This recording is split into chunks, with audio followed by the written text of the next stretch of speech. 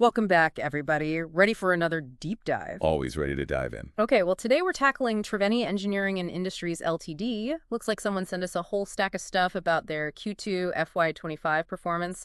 We've got press releases, a bunch of financial statements, even some analyst commentary, so clearly someone wants to get a handle on how they're doing and how things are looking for their future.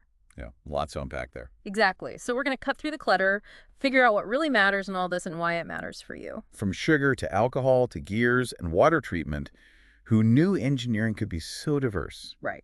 All right, so let's start with the big picture. Triveni's revenue from operations is up, a respectable 7.1% year-on-year, reaching at 2,791.7 crore. Not bad. Not bad at all, but profitability tells a different story. Profit before tax is down significantly to 11.5 crore, and profit after tax follows suit at 8.6 crore. So what's going on beneath the surface? Well, it's a classic case of top-line growth doesn't always translate to bottom-line success. To really understand why those profits are down, we need to break down each business segment. Makes sense. It's like Triveni has 4 businesses in one. Okay, I like that. 4 businesses in one. Yeah, sugar, alcohol, power transmission, and water. Okay, so let's start with their bread and butter, the sugar business. Of course, no manufacturing happened in Q2. Right, seasonality. Exactly. But India's sugar production is projected to exceed domestic consumption this season, which means Export potential. bingo. So that's going to be a key factor for Triveni. And they seem to be taking this seriously. They're focusing on varietal substitution of sugarcane, improving crop health, and enhancing yields. Yeah, they're not sitting on their laurels, that's for sure. It's great to see them proactively tackling these challenges head on. And of course, we can't forget about their push for a minimum selling price revision for sugar. Right, it's been stagnant since 2019. Rising input costs with a stagnant selling price, that's got to be squeezing their margins. Absolutely. The MSP is a critical factor to watch. Right. It directly impacts the industry's sustainability and Triveni's future earnings. True. Okay, now let's move on to something a bit stronger. Their alcohol business. They're boasting record quarterly sales of 5.62 crore liters, but profits were actually squeezed this quarter. What gives? Well, several factors played a role. First, they faced a shortage of molasses-based feedstock due to government policy. Oh, really? Yeah, the policy regulated how much sugar could be diverted to molasses production. This actually resulted in distillery closures in Q2. So government intervention kind of backfired a bit there. Yeah, it definitely created an unexpected hurdle for the industry. On top of that, the cost of key raw materials increased, molasses and maize. Oh. And finally, they shifted toward producing more ethanol from maize, which has lower profit margins compared to the rice-based ethanol they were previously focusing on. Okay, so a perfect storm of challenges hitting their alcohol business. Government policy, rising costs, and a shift to lower margin products. And I have to ask about the government's recent decision to lift restrictions on B-heavy molasses and sugarcane juice for ethanol production. Interesting. Right. B-heavy molasses, for those who don't know, is a byproduct of sugar refining with lower sugar content. Not as sweet to the taste, maybe, but potentially very sweet for Triveni's bottom line. Possible. Could this be a game changer for them? It could be, yeah. It opens up a new source of affordable feedstock, potentially allowing them to boost production and improve their margins. But it's still early days. We need to see how Triveni integrates this new development into their overall strategy. Yeah, for sure. Too early to tell. All right, so moving on from the sweet and intoxicating to the heavy duty.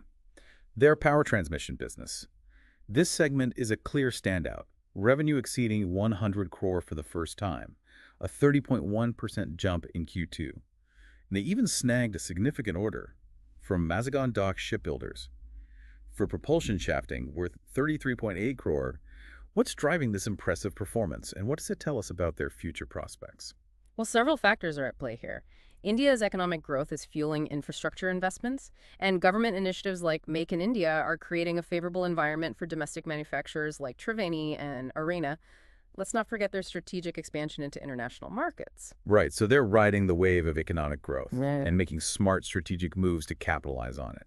And their order book is at an all-time high, exceeding expectations. That's a strong indicator of future growth, right? It certainly is. This segment is firing on all cylinders. The question is, can they maintain this momentum? Good question. And lastly, their water business. This segment presents a contrasting picture. Revenue declined in Q2 due to project delays and a slow order intake. A bit of a bump in the road there. Yeah, after that power transmission high. Indeed. However, They did secure two major new EPC projects in Q2, which suggests a potential turnaround. Okay, so a glimmer of hope on the horizon. And I remember last quarter they mentioned a bit in Europe. Any updates on that? Could this signal a more aggressive push into the international water treatment market? It's definitely a key development to watch. Expanding internationally could unlock significant growth opportunities for their water business. It'll be interesting to see how the strategy unfolds. All right, so we've got a mixed bag of performance across Triveni's diverse businesses. But to really get a handle on their financial health, we need to delve into their financials, starting with their standalone statement of unaudited results. Ready to crunch some Let's numbers? do it. All right, let's unpack these standalone financials. One figure jumps out at me immediately. The change in inventories of finished goods, stock in trade, and work in progress. It's a positive euro 967.19 crore in Q2, compared to a negative euro 426.10 crore for the entire previous fiscal year. That's a significant swing. Yeah, you're right to focus on that. Remember, it's the off-season for sugar production. So this buildup of inventory likely represents sugar stockpiled for the upcoming season. It's essentially potential revenue waiting in the wings. So that's not necessarily a cause for concern, more like a strategic move to Yeah. capitalize on the upcoming sugar season Uh, and potential export opportunities. Exactly. It's about positioning themselves for future sales. Now, looking at the expense side, their cost of materials consumed is significantly lower in Q2 compared to Q1. 229.33 crore versus 480.82 crore. Which again reflects the seasonality of the sugar business. Right. Less sugarcane processing means lower costs in that area. But despite this, their overall profitability is down for the quarter. Why is that? Well, it's a combination of factors we've already touched on. The challenges in the alcohol business, with rising input costs and the shift towards lower margin products. And The inclusion of their new subsidiary, SSEL, which reported a loss this quarter. right. Those factors are clearly weighing down their bottom line. What about their finance costs? They seem to have increased year on year, both in Q2 and for the first half of the fiscal year. Good observation. That increase in finance costs suggests their borrowing costs are rising. Remember, we talked about their increased debt levels. This is likely connected. It's something investors will be watching closely as Triveni seeks to expand and navigate these challenges. Makes sense. Higher borrowing costs can erode profitability, especially during a period of expansion. Now, let's zoom in on the individual business segments, starting with the sugar business. It's fascinating that even though it reported a pre-tax loss in Q2, its assets are significantly higher than its liabilities. That's an important point. While they're experiencing short-term losses due to seasonality, the sugar business has a strong asset base, which provides a degree of stability and potential for future earnings.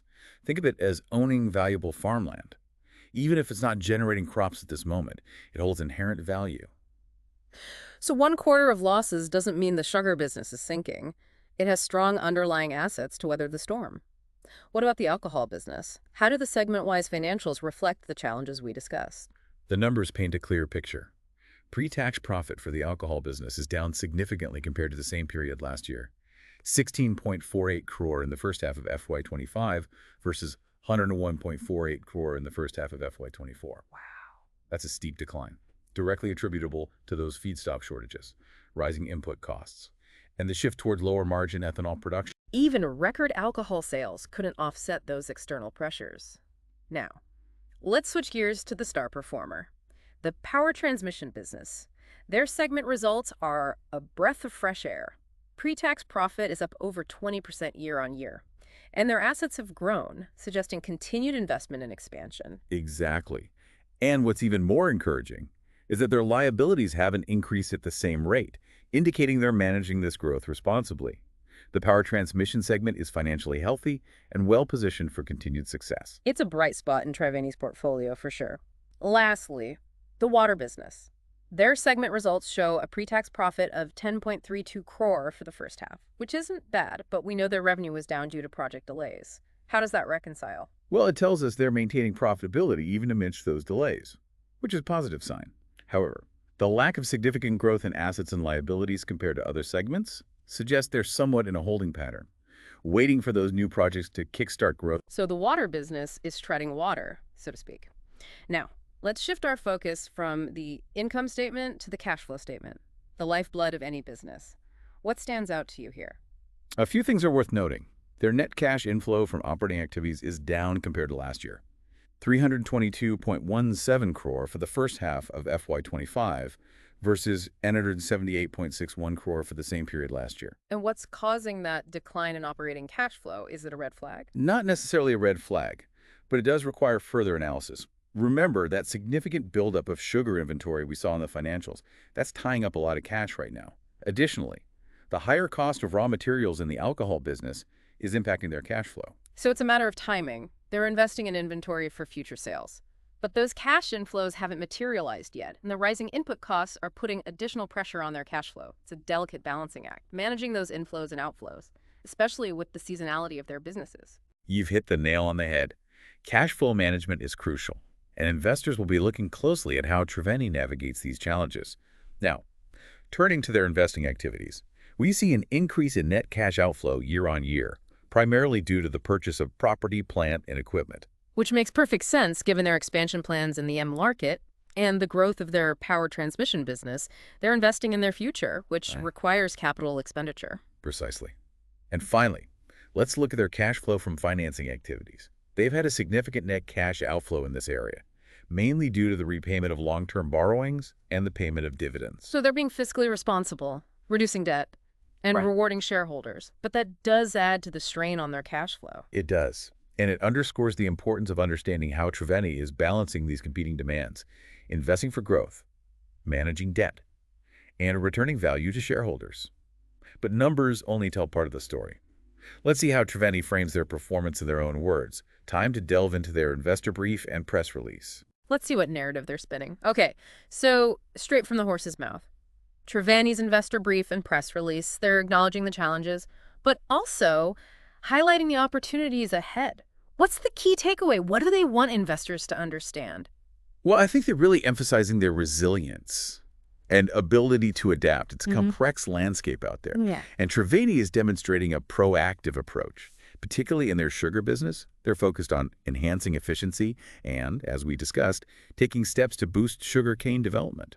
So doubling down on their core strengths, even with the headwinds in the alcohol segment, it's like a chess player, strategically maneuvering their pieces to navigate a complex board. That's a good analogy. And speaking of strategic maneuvers, Triveni seems quite excited about the government's decision to lift those restrictions on using B-heavy molasses and sugarcane juice for ethanol production. They see it as a potential game changer. Yeah, it could be a major win for their alcohol business. A new source of affordable feedstock could alleviate those supply chain pressures and give their margins a much-needed boost. But as you mentioned earlier, it all comes down to execution. Absolutely. And Triveni is also being realistic about the remaining challenges, rising input costs, and the need for continued government support to ensure the long-term sustainability of the industry. So cautious optimism. Yeah, I think that's a good way to put it. Okay, now what about their engineering businesses? They're touting impressive results, especially in power transmission. What's their take on that success? Well, they're attributing it to a trifecta of factors: India's infrastructure investments, the Make in India initiative, and their own strategic expansion into international markets. So they're not simply riding the wave of economic growth, they're actively paddling and charting their own course. And with their order book at an all-time high, it seems like they're navigating those waters quite skillfully. Now the water business. They're upfront about the setback from project delays, but point to those two major new EPC project wins as a sign of recovery. And they also hint at potential international opportunities, like that bid in Europe we discussed earlier. Right. So a bit of wait and see for the water business.